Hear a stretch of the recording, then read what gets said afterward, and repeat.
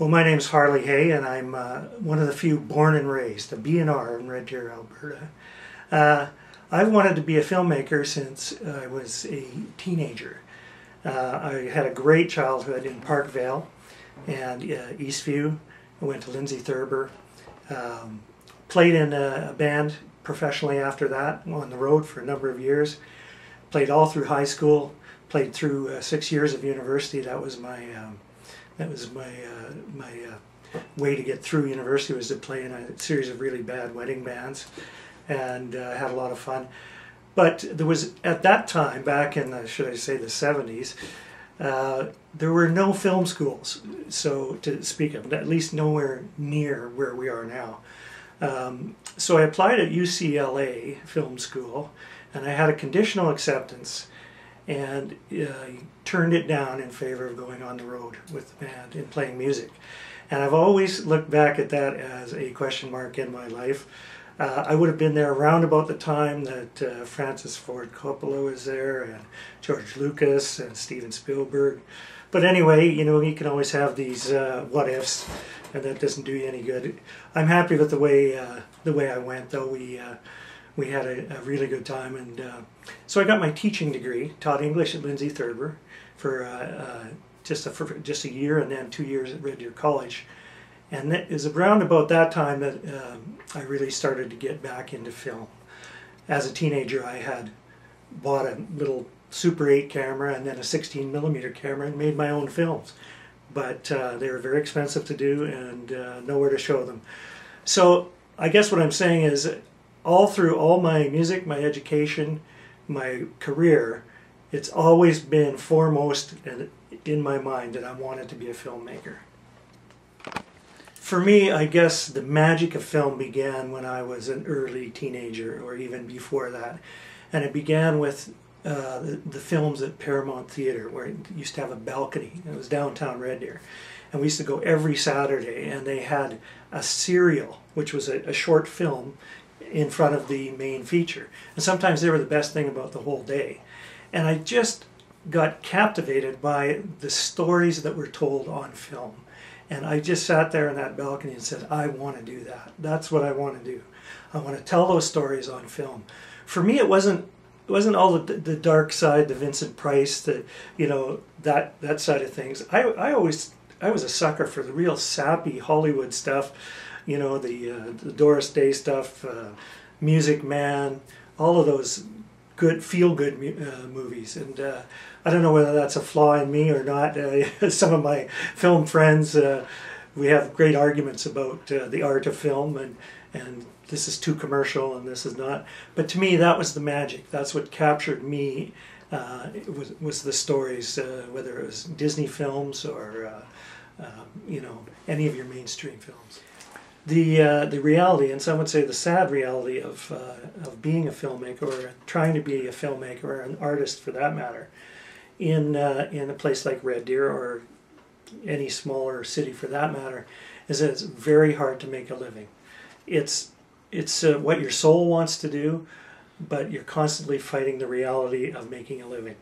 So the way I dealt with that is I worked as a television cameraman for 8 years, doing television news, and I just looked at it as if I was making little movies every day, and that helped a lot. And then after that, I contracted, and still am contracting, at a large petrochemical plant, Nova Chemicals, and I make their training and safety films.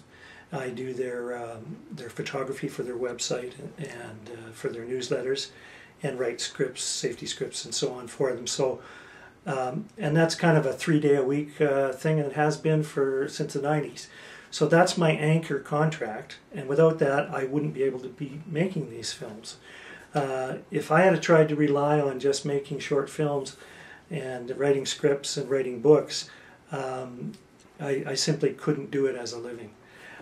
So I think you know, life is always a compromise, and for me, being a freelancer is my compromise. As long as I have an anchor to at least pay some of the bills and keep going, then that's great, and then the creative side can come out.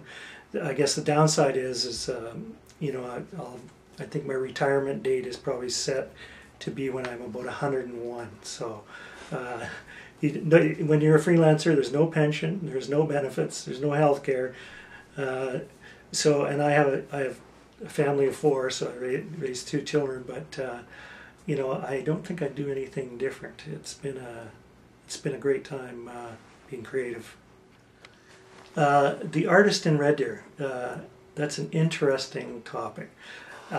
It's interesting for me because I have all my life have chosen to stay in Red Deer. I've had opportunities to go other places, to make films, to go to school, to do this, to do that.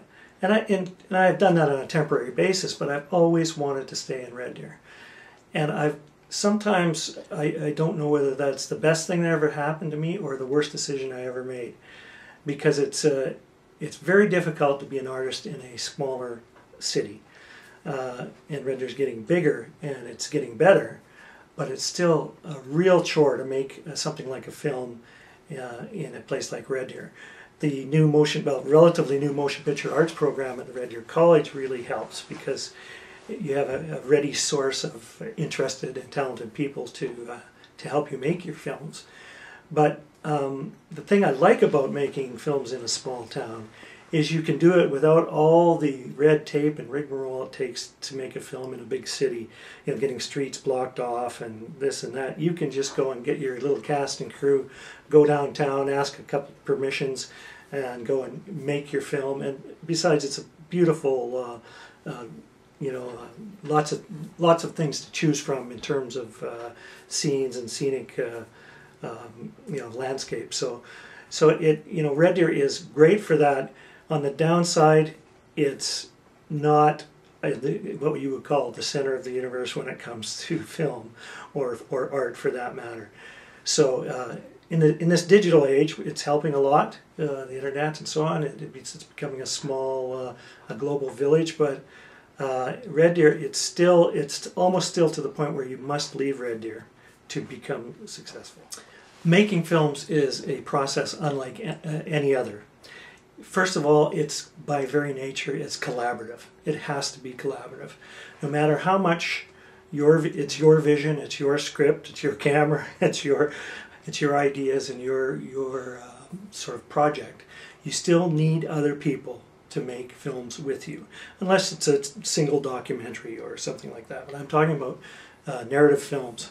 So the experience of making a film is very, very unusual because as a director you have to take charge, yet you have to leave enough room and for the people to do their own creativity, to bring their own artistry to what they're doing. And that includes the crew too. So you walk a fine line between being a dictator and being a facilitator and being a inspiration for them to find what it is they need to do to make the film work. So it's always an adventure to make a film. You're never quite sure what you're going to get, and it's always fun to find out.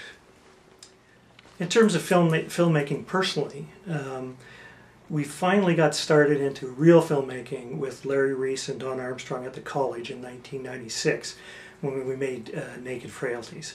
And that not only launched the motion picture arts program, but it sort of renewed my interest in filmmaking and said, hey, we can do this. So my particular style of filmmaking is almost exclusively limited to short film. And there's a couple of reasons for that. One is I always loved the short films that used to play in front of main features. I always wanted to try to do that. And of course the other one is a practical reason. It's just too difficult to get funding and get money, get the cast, the crew, and the time to do a full-length feature. I've written a couple of full-length features, and I hope to, you know, I've been sending them out, and I hope to see them made someday. But I've made 15 short films, and I have scripts for 10 others. And so for me, it's just a real thrill to get together a cast and crew, whether it's a half a dozen or 2 dozen, and make a short film that has an interesting story, and that captures the audience, and that has something a little different that you wouldn't expect anywhere else.